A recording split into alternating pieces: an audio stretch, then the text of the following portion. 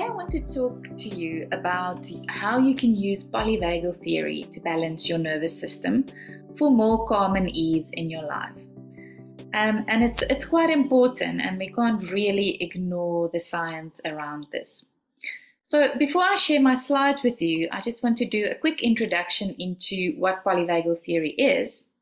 And basically, in its most simple terms, polyvagal theory is the science of safety. So basically, this includes all the responses in the body that are constantly and subconsciously trying to keep us safe. And these are very primal survival mechanisms.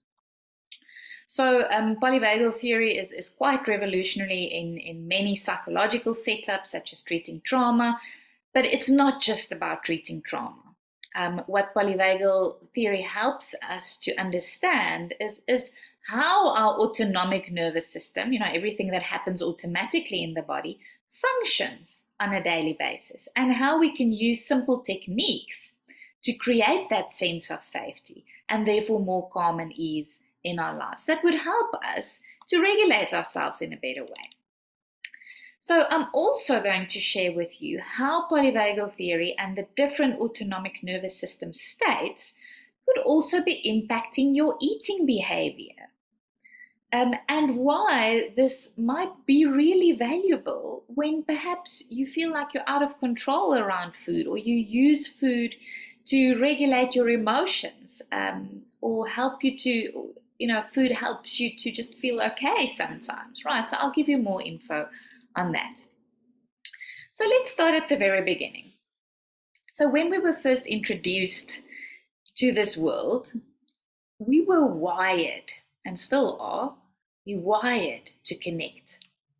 With that very first breath, we embark on this lifelong quest to feel safe, to feel safe in our bodies, in our environments, and in our relationships with others.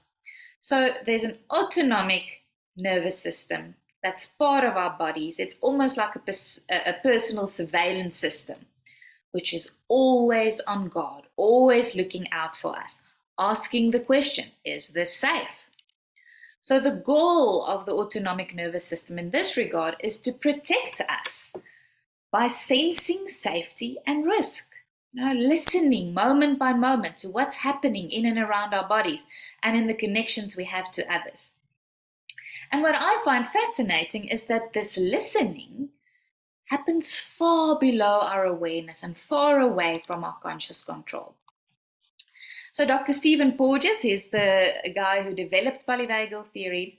So how he explains it is that it's a constant scanning that goes on, an automatic constant scanning for safety and risk. So there are cues of safety or danger and life threat. And this happens without involving the thinking parts of our brain. So he coined this wordless experience as neuroception. And he recognized that this, interestingly enough, is often what drives the creation of a story that shapes our daily living. So if my autonomic nervous system picks up that something is not safe, then you might start feeling anxious, maybe your heart rate goes up, and then the brain, the neocortex, the thinking part of the brain, then only does the thinking part of the brain jump into the conversation by creating stories, trying to make sense of what the body is experiencing and the messages it's sending us and why perhaps it's not feeling safe. So whether we feel safe or not could therefore create the stories that we tell ourselves. All right, so I want to start out by talking you through the different stages of safety, so you can get a better idea of what I'm talking about and how important it is. So I'm going to share my screen with you so you can get a better idea of what this looks like. All right, so here you can see that we move between these different stages. At the bottom, you see the social engagement system. So this is basically, it's also called the ventral vagal state. And here you can see this is where we typically feel safe, right? And you can feel settled, grounded, compassionate, curious, open, you're mindful, in the present. These are the characteristics of being in the ventral vagal or the social engagement state. And as you can see here on the right-hand side, this impacts our health, so when we are in a sense or in the social engagement system, we experience a sense of safety, then what increases is our digestive function, our resistance to infection. We have a better immune response. So this is really a great place for us to be when it comes to improving our health as well.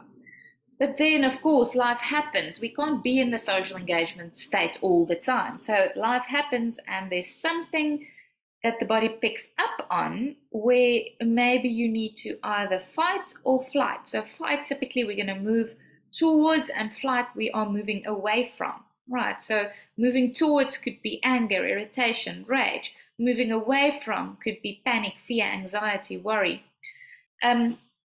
And so typically your body picks up on some form of danger. And here you can see how this impacts our health. So blood pressure increases, your heart rate increases, there's more adrenaline in the system, your pupil size, your pupils might dilate, and yeah, lots of defensive responses. And then lastly, we've got the freeze response. So typically when we realize, you can see here in the middle here with the fight and flight response, you typically feel like I can. And if perhaps this goes on for too long, or you realize that, oh gosh, the threat is too big, I can't really move away or towards it, I'm too small to fight it, I'm not fast enough to run away, then typically you go into a state of hopelessness where you feel like, I can't do this anymore, there's nothing I can do. And then you can start to feel stuck, right? So you might go into shutdown, feeling trapped, preparation for death, shame, dissociation, numbness, depression, helplessness.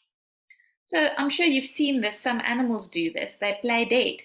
When they realize there's nothing I can do, I'm just going to play dead. So this is the typical response that we go into. So here on the right-hand side, once again, you can see how this impacts our health. So what increases is fuel storage. Right, so every single bite you're going to take is going to be stored, because when are you going to get food again if you're playing dead? Right, so it's all in honor or in favor of your survival. Right, so often people tell me, I'm doing everything I could, but still my body is holding on. I can't let go of the excess weight. Then often it is the case that they are in the freeze state. And yes, there's a conservation of metabolic resources. So your metabolism automatically slows down, even though you're eating exactly the same food than you have previously. So what I want to share with you is that there's nothing wrong. There's nothing wrong with going into any of these states. You're not supposed to be down there all the time, but there are two things that are very important. Number one is the importance of recognizing where we are. Some people don't even know that they're in the freeze response because they don't have that body awareness. So there are many different techniques out there to become more aware of your body. There are things like mindfulness, and of course, sometimes you need to work with a professional in order to help you. But the first one is just recognizing where you are. Secondly, to have strategies in place to move out of the fight or flight or the freeze response and move back. You can see their deactivation back into the social engagement system. So it's healthy to move through those states, but then return to safety afterwards. And unfortunately, what we often see is that people get stuck. So they get stuck here or they get stuck there, and that's the issue. It's not moving through these different states, it's about getting stuck. So having those strategies in place to help you to move back is important. So just returning back to a place of safety. And remember that if the body picks up on something that's dangerous in the environment, we need to acknowledge that, and we could even be grateful for that. Right, that the body is trying to protect you. But after the threat is gone, or maybe it's just a perceived threat, then we need to be able to move back to safety again. And this is what, that's what this is all about. All right, so to start out with, the two things that could be really useful to have in our toolkit or maybe to develop over time is firstly, we need to have tools in our toolkit to enhance that self-awareness, as I just mentioned. So it could be through mindfulness, it could be through breathing or being in tune with our own body, some form of movement or dancing. Being more aware of our thoughts, our body sensations, getting to know ourselves better. So you can know where you are. And then secondly, we need tools to help regulate us and let us move back to the social engagement system. So those are the two most important things to start out with. So I think one of the main takeaways when we're looking at this graph is that even if you feel like you're doing everything right, maybe in terms of diet and movement, you feel like you're taking care of your own health, but you're not feeling safe, it could be impacting your health.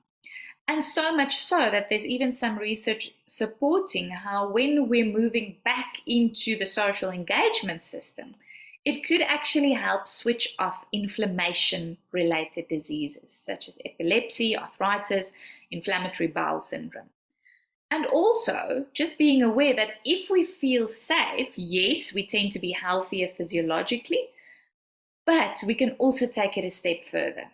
So the consequence of feeling safe can also enable accessibility to higher brain structures, to enable things like learning and creativity and appreciation of aesthetics and even spirituality.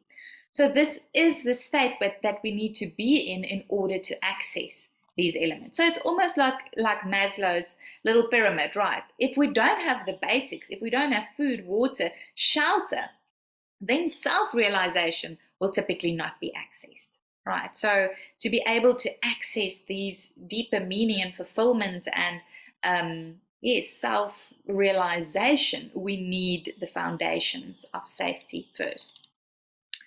And lastly, just a reminder, all of what we've talked about is in service of your survival. So these symptoms that you're experiencing, the behaviors, they're not out there to get us, right? It's not trying to make life difficult for us. It's all for the purpose of self-protection. So there's nothing wrong with being in these states. It actually helps us to survive. So we should really be thankful towards it. All right, so next I just want to go a bit deeper into each of these states, just for you to get a really good understanding of it. So let's start with the social engagement system. So it's also called the ventral vagal state. So in this state, our heart rate is typically regulated, our breath is full, we can tune into conversations and we can tune out distracting noises. We have the capacity to see the bigger picture and to connect to the world and the people in it. So how I would describe myself if I'm in this state is, I'm happy, I'm active, I'm interested, and I feel like the world is safe. The world is fun and peaceful. Now I'm connected to my experiences and I have the capacity to reach out to others.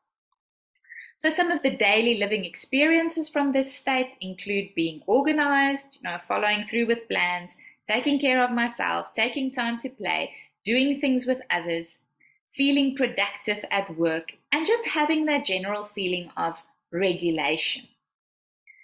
And the health benefits, as we've quickly touched on, include a healthy heart, regulated blood pressure, healthy immune system, which will decrease your vulnerability to illness, good digestion, quality sleep, and just an overall sense of well-being. But then, of course, comes in fight or flight. Life happens. We can't be in this state of euphoria all the time. Something happened, your body picks up on some threat, maybe a perceived threat, and you're going into a stress response, also known as fight or flight. So in this state, our heart rate speeds up, our breath is short and shallow. We scan our environment looking for danger. We're on the move, right? So our system is picking up on some danger. So we're starting to prepare to either run or fight. So when I'm in this state, I might describe myself as being anxious or angry, right? And I might feel the rush of that adrenaline. that makes it hard for me to be still. And I'm listening for sounds of danger, and I don't necessarily hear the sounds of friendly noise. So I'm hyper alert, right? And the world may feel dangerous to me. It may feel chaotic and unfriendly. And I may even believe that the world is a dangerous place and that I need to protect myself from harm. And this is where my body's response is then creating that story that I'm telling myself. And then some of the daily living problems can be anxiety, could be panic attacks, anger, inability to focus or follow through, and distress in relationships. And then the health consequences can include heart disease, high blood pressure, high cholesterol, sleep problems, headache, chronic neck, shoulder, and back tension, and increased vulnerability to illness. So this might sound familiar to you, but then, as I mentioned, if you stay in this state for too long or the threat feels too big to conquer, we give up and we go into the dorsal vagal state or the freeze response. So if I can't fight it, I'm going to play dead. This is my last chance at survival. So the predator is too big to fight. It's too fast to run away from it. So I'm just going to pretend I'm dead. So in this place, I'm far away in a dark and a forbidding place. I make no sound. I'm small, I'm silent, I'm barely breathing. Right? It's like alone, where no one will ever find me. So we go into this state when all else fails, when we are trapped and action taking doesn't work. This is where a primal instinct takes us into shutdown or collapse and dissociation.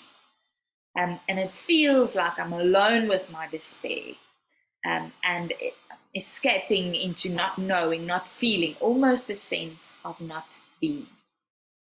So I might describe myself as hopeless, abandoned, too tired to think or act, and I might think of the world as empty and dead and dark.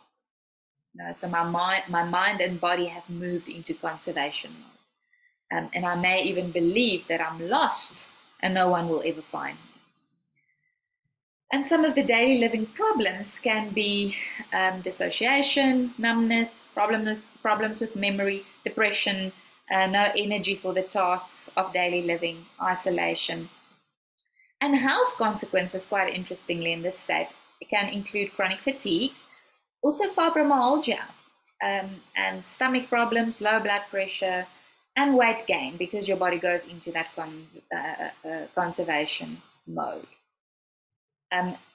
So this is often where clients tell me, you know what, Zena, I'm doing everything right. I'm eating well, I'm moving, but my body just seems to hold on to the weight. So like I mentioned, our preferred place is, of course, the social engagement system, but I need to mention that it's not a place, that the social engagement system is not necessarily a place where everything is wonderful or a place without problems. Definitely not. But it is a place where we have the ability to acknowledge distress and explore options, to reach out for support and develop organized responses. So we're in a more resourceful state to deal with difficulties in life. So, like I said, firstly, it's important to start cultivating an awareness of where we are, because when we are aware, we can start accessing tools that can help us to not get stuck. And also, when we're aware, we can begin to befriend our autonomic nervous system and even, almost map our personal response patterns. And the good news is that there are ways to intentionally tune and tone our autonomic nervous systems in order to successfully navigate that quest for safety and connection. So before I share a few ways of things that we could do, I just want to touch on how these different states can also impact our eating behavior. So I guess you've seen the importance of this, when we're thinking about how it could impact our health, the way we see life, our capacity, our pain conditions, our mindset, our motivation. So I think it's also important to just look at polyvagal theory and our eating behavior.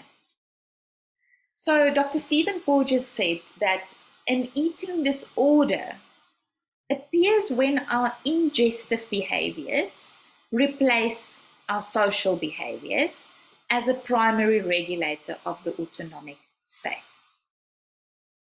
So, for example, often our behaviors around eating and drinking, as well as many other behaviors that we see in eating disorders, is often a means to regulate the autonomic state and a way for us to feel safe again, instead of maybe some other techniques, maybe other social regulating techniques. We go for food to make us feel safe. But to be honest, just think about this for a moment. Eating is a beautiful, natural way of regulating ourselves, which could move us back into that safe state. And it's actually so obvious, because when we first get into this world, one of the very first things we do is we get nursed, right? Suckling. We are fed by our mothers. And we feel safe with the warmth of her body and the nurturing of all of that. So you can see how easily food can become a mechanism, and for many people, the main mechanism in trying to help us feel safe. So here's the interesting part, and why food or focusing on food can actually help regulate us.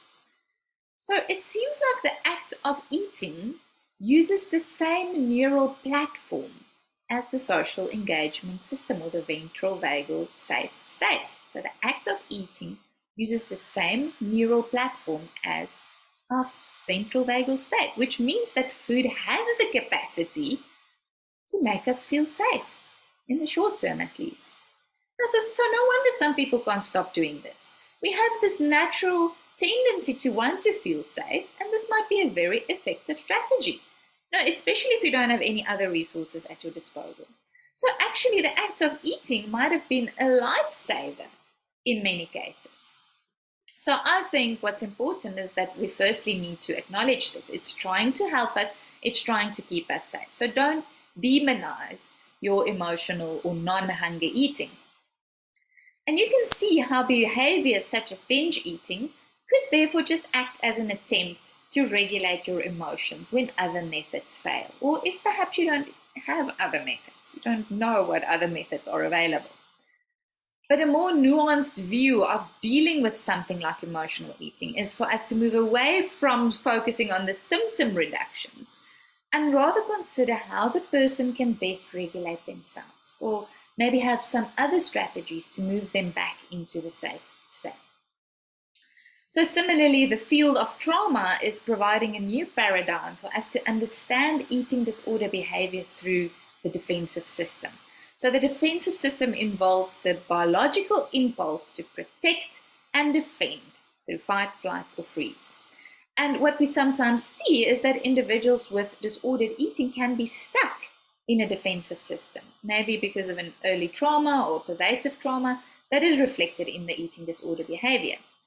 So just consider the following. Typically, individuals who experience stuck flight energy will present with anxiety, panic, obsessive thoughts, food rituals, binge eating, excessive exercise.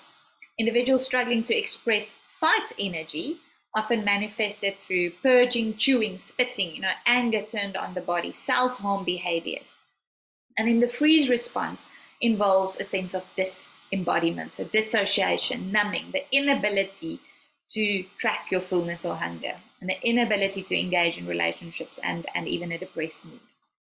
So often individuals who struggle with disordered eating manifest all of the above, and sometimes they shift from one nervous system state to another on any given day. So you can see how food acts as a way to regulate our systems when we don't have access to co-regulation, connecting with the people around us, or when we feel that it's not safe to connect with the people around us or to co-regulate.